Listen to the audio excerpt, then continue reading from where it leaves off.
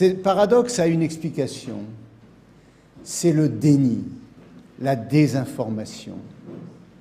Car selon le régime iranien, mais selon, hélas, je dirais la passivité de la presse internationale, y compris de la presse française, ce massacre a-t-il existé? Au pouvoir. D'un autre côté, les victimes du massacre ont inspiré la société iranienne, surtout la jeunesse. Dans le soulèvement de ces 8 derniers mois, les manifestants de chaque ville ont rallumé le souvenir des résistances exécutées pour la liberté.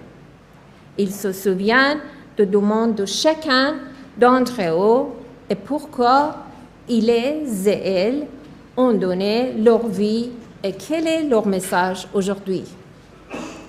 Cette semaine, les habitants de Karaj, l'Isfahan, Shiraz et plusieurs villes du pays ont manifesté contre les mollahs. C'est un mouvement qui dure depuis 8 mois dans tout l'Iran. Ces mouvements mettent sérieusement les mollahs en danger.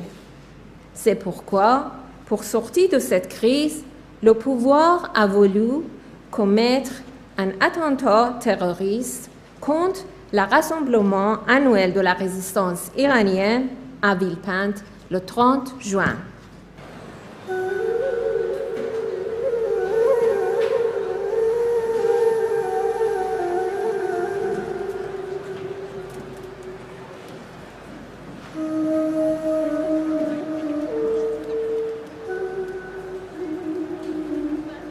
Tout d'abord, merci à Jean-François de m'avoir convié à la résistance iranienne, que je suis effectivement depuis longtemps maintenant, parce que je suis convaincue aussi que vous allez y arriver, que vous le méritez. Évidemment, cette exposition, elle est partagée et je vois effectivement qu'elle prend de la consistance avec les années.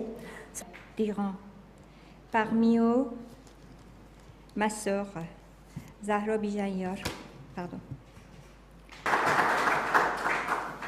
Beaucoup de choses ont été dites et je ne sais plus trop quoi dire. Mais comme je disais avant, Victor Hugo disait le souvenir, c'est notre force. Et quand la nuit essaie de revenir, il faut allumer les grandes dates comme on allume des flambeaux. Que cette lumière soit le souvenir de ces 30 000 personnes qui ont versé le sang pour un Iran libre, pour un Iran démocratique. Que cette lumière et la chaleur produite brûlent aussi en enfer.